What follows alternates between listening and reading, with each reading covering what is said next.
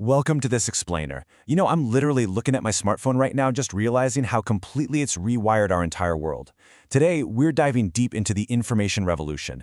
I'll be playing the curious student today to really wrap my head around this digital age, and I'm joined by our resident expert to help unpack it all.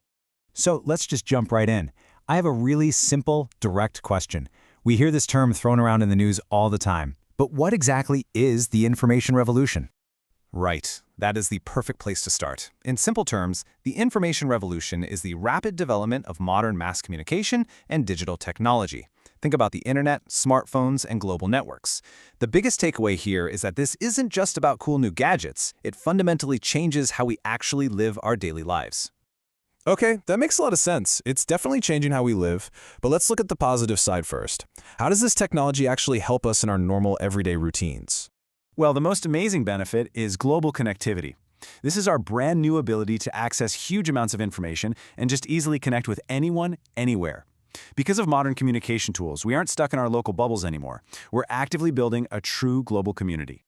And when we look at the data from our source material, it absolutely confirms this massive shift.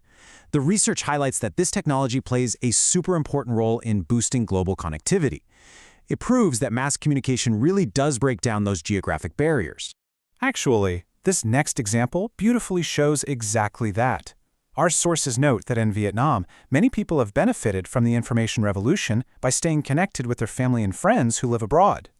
So, you see, connectivity isn't just some abstract idea. It literally keeps families close, even across oceans. Oh, I love that real-world example. It really puts it into perspective. But beyond just personal connections and family ties, how else is all this widespread communication shaping our society? It scales up massively into sharing ideas, education, and knowledge. Mass media, like the internet and television, makes education available to so many more people. Our sources point out that students can actually improve their understanding of history and politics just by watching educational programming.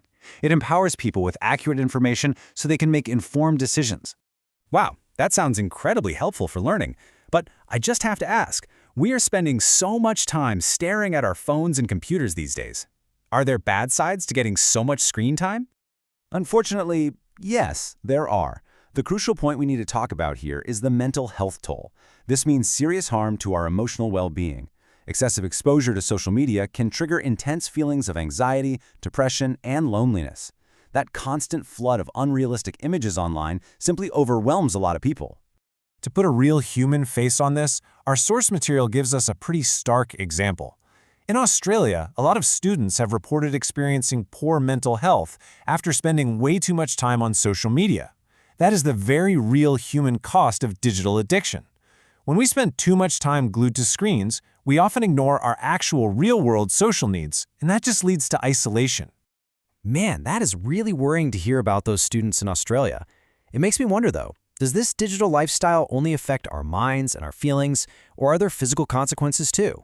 Sadly, it absolutely harms our bodies as well. The data provided in our sources clearly links excessive screen time directly to physical decline. It proves that sitting passively in front of devices takes a massive, measurable toll on our physical health.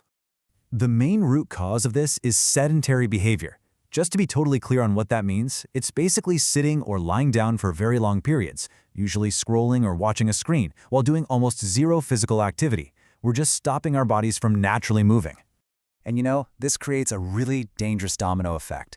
It starts with a massive drop in daily physical activity. Then, that inactivity is often paired with poor, mindless eating habits. Together, these things drive serious weight gain and rising obesity rates across all age groups. Ultimately, this whole sedentary cycle can lead to severe, long-term health problems like heart disease. Wow. So there's a very clear connection between our screens and our physical health. We've covered so much ground today, from connecting with families across the world to the risks of heart disease. As our expert, how can we summarize all of this into one clear takeaway from today's explainer? Well, it ultimately comes down to a really fragile balance. On one hand, we have global connection. That's the incredible power to unite with family, share knowledge, and build a worldwide community. But on the other hand, we face severe screen time harms. That's the dangerous potential to damage our mental well-being and physically weaken our bodies through too much inactivity. So I want to leave everyone watching with this final question to think deeply about. Are you using technology to connect with the world, or is it disconnecting you from your own health? Thank you so much for joining us as we explored the information revolution in today's Explainer. Stay curious and be mindful of your screen time.